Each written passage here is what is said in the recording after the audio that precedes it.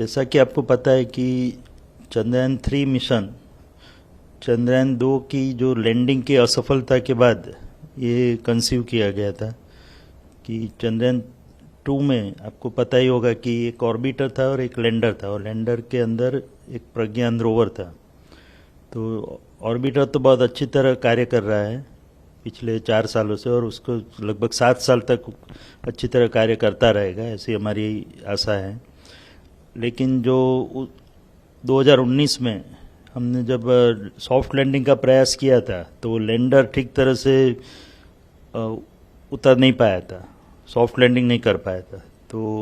वो असफलता को देखते हुए फिर इसरो और भारत ने निर्णय किया कि हम एक चंद्रयान 3 मिशन भी करेंगे जो केवल लैंडिंग तक सीमित होगा। तो उसको ध्यान में रखते हुए चंद्रयान 3 की कल्पना की गई थी, और 2019 से पूरा इसरो इसमें कार्यरत है, और लगभग ये पिछले 4 सालों की मेहनत के बाद हमने ये चंद्रयान 3 यान तैयार किया है, चंद्रयान 3, और उसमें एक प्रोपल्शन मॉड्यूल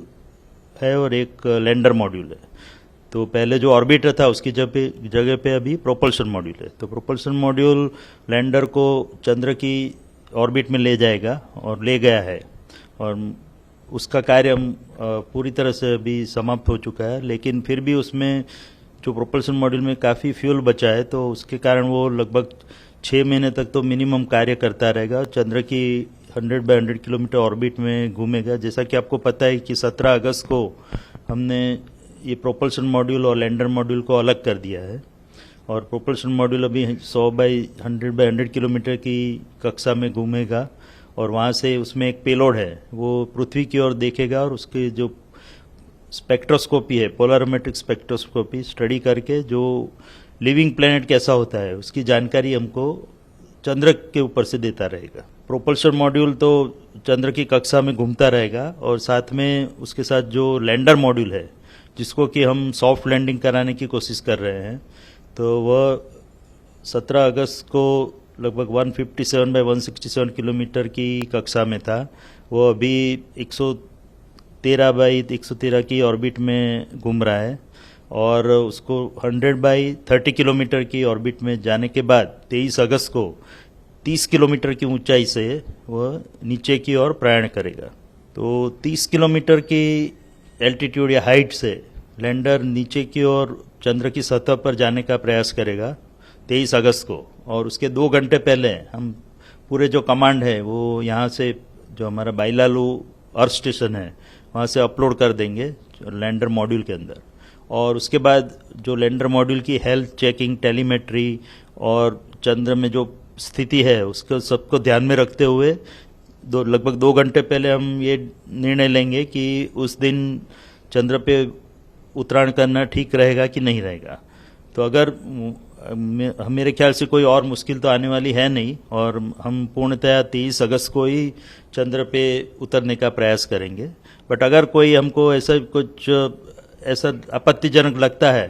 तो हम लैंडिंग को पोस्टपोन करके 27 अगस्त को करेंगे। तो उसके लिए भी हमने पूरा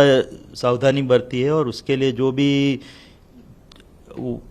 कार्य करना है, वो जो सब प्रणाली है वो सब भी तैयार रखी है। तो हम जो मोस्ट प्रोबेबली हम 23 अगस्त को ही उत्तरायण करेंगे, अन्यथा 27 अगस्त को। और 23 अगस्त को 30 किलोमीटर की हाइट से वो लैंडर नीचे उतरने का प्रयास करेगा। तो और उसकी जो वेलोसिटी होगी 30 किलोमीटर की हाइट पे, वो लगभग 1.68 किलोमीटर पर सेकंड, जो काफ़ी गति मानी जाती है, स्पीड मानी जाती है, उससे वो नीचे की ओर प्रयाण करेगा। और जैसा कि आपको पता है चंद्र का जो गुरुत्वाकर्षण है वो उसको नीचे की ओर खींचेगा। तो उसके बाद वो इसलिए हमको जो थ्रस्टर इंजन है उसको रेट्रोफायर करना पड़ेगा, जिससे कि उसकी स्पीड कम होती जाए, और धीरे धीरे जब चंद्र की सतह पर पहुंचेगा तब लगभग 0 स्पीड हो जाएगी उसकी। तो उसके लिए हमको इंजन थ्रस्टर फायर करेंगे। तो ऐसे 4 थ्रस्टर इंजन हमने लगाए हुए हैं लैंडर मॉड्यूल में। तो पहले 30 किलोमीटर से वो 7.5 किलोमीटर पे आएगा, वहाँ से 6.8 किलोमीटर पे आएगा। उसके बाद वो 2 इंजन हम बंद कर देंगे, और फिर 2 इंजन से ही नीचे की ओर प्रयाण करेगा। जो 2 इंजन उसको रिवर्स थ्रस्ट देंगे, जिसके कारण जैसे कि मैंने बताया जब 30 किलोमीटर पे था, उसकी गति 1.68 किलोमीटर पर सेकंड थी, वो 6.8 किलोमीटर तक आते आते 350 मीटर पर सेकंड तक हो जाएगी, यानी कि 4 गुना कम हो जाएगी। उसी तरह वो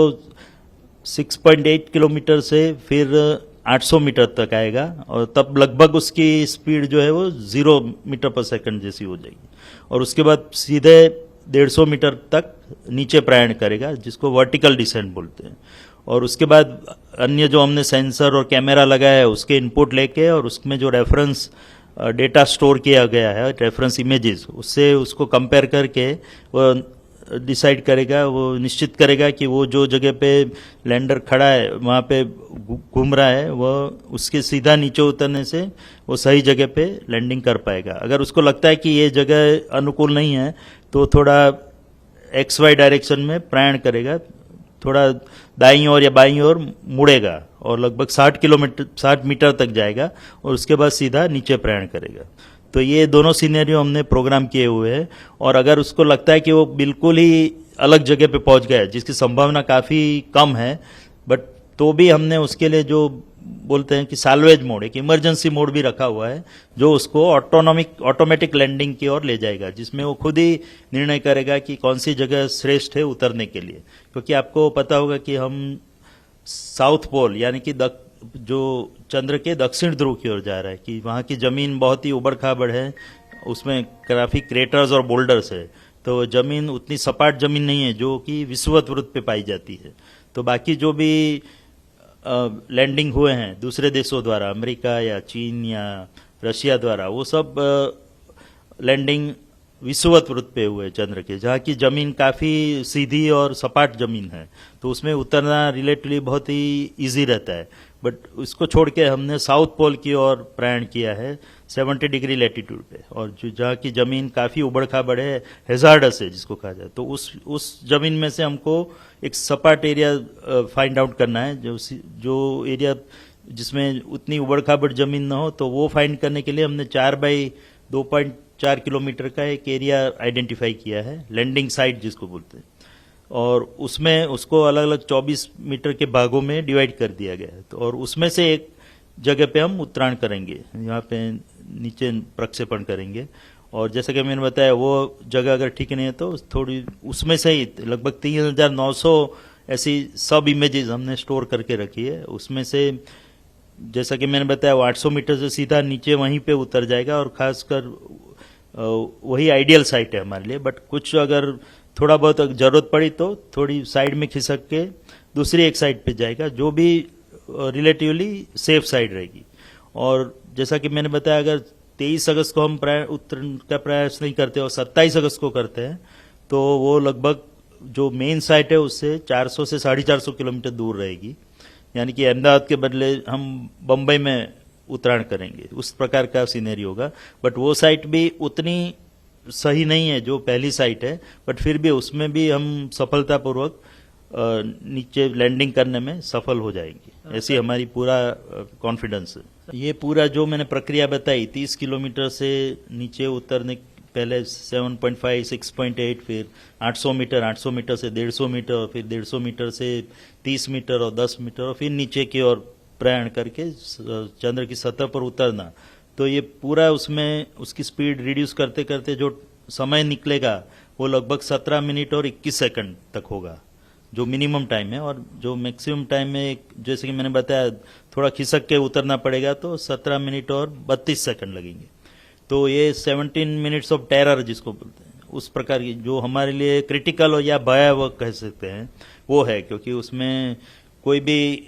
गलती की संभावना भी रहती है। जैसा कि आपको पता है कि यहाँ बैठे बैठे हम पूरा